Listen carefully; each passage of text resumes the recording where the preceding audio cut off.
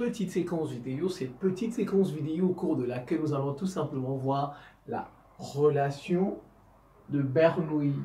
Relation de Bernoulli. En fait, qu'est-ce qu'elle dit, la relation de Bernoulli? C'est tout simplement, il s'agit de la conservation de l'énergie du fluide. Il s'agit tout simplement de la conservation de l'énergie du fluide. C'est parti. Conservation de l'énergie volumique du fluide entre deux instants. Entre deux instants. Voilà. Conservation de l'énergie de l'énergie volumique du fluide entre deux instants. Vous avez un petit repère là. En ordonnée, vous avez Z, l'altitude en mètres. Vous en avez ici 2, Z1, Z2. Vous avez un fluide qui circule dans un tube, comme un tuyau. Vous voyez, le tuyau, vous prenez un tuyau, l'eau coule dans le tuyau, n'est-ce pas? Vous branchez au robinet, le fluide ici, prenez par exemple l'eau, vous branchez au robinet et puis ça passe dans le tuyau, on arrose le jardin. Vous voyez, c'est un peu ça, ici. C'est un peu ça. Et vous avez la section 1, ici, et la section 2. À une vitesse V2, pression P2, vitesse V1, pression P1. Ça va de là, comme ça. Ça, c'est X en mètres. La distance. Altitude, distance. Alors, S1, c'est la section 1. S2, section 2. P1 et P2, pression en un point. En un point, ici. Ou bien la pression ici. V1 et V2, vecteur vitesse. Vecteur, je vais ajouter les vecteurs. Vitesse. La pression, c'est en pascal, PA.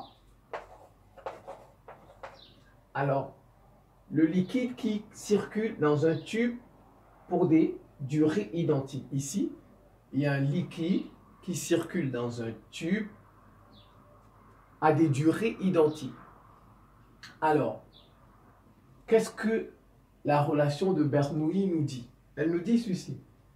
Pour un fluide incompressible, lorsque le fluide est incompressible, ouais, donc compressible, c'est le contraire de incompressible. Voilà, pour un fluide incompressible et isolé,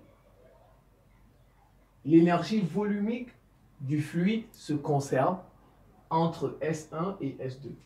L'énergie volumique va se conserver entre S1 et S2. C'est tout. Lorsque ça circule dans le tube, voilà, il y a conservation de l'énergie volumique du fluide, tout simplement. Alors, comment cela s'est traduit? P1, la pression 1 en pascal, plus ρ, la masse volumique en kg par mètre cube, fois G, l'intensité de pesanteur en newton par kilogramme, fois Z1, l'altitude, comme je vous ai montré au tableau tout à l'heure, Z1, l'altitude 1. Donc, vous avez P1 plus la masse volumique fois G fois Z1 plus la moitié de la masse volumique, 1,5 de ρ fois V1 au carré, la vitesse au carré, est égal à P2. Maintenant, pour ça, la section 2, c'est égal. Donc, quand on dit ça se conserve, il y a une égalité. Ça veut dire que vous pouvez utiliser cette relation soit pour calculer P1, soit pour calculer Z1, soit pour calculer V1, etc. P2, c'est la même chose, donc, sauf que ici on met les deux. P2 plus ρ, la masse volumique, fois G, fois Z2, l'altitude 2, plus 1,5 de ρ, fois la vitesse, la deuxième vitesse, le carré de la deuxième vitesse, le carré de V2. Voilà un peu ce que dit la relation de Bernoulli. Elle dit quoi cette relation? Que dit-elle?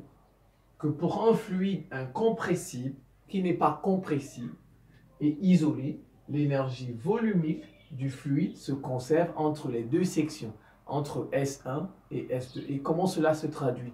Ça a une traduction, on peut matérialiser cela mathématiquement comme ceci.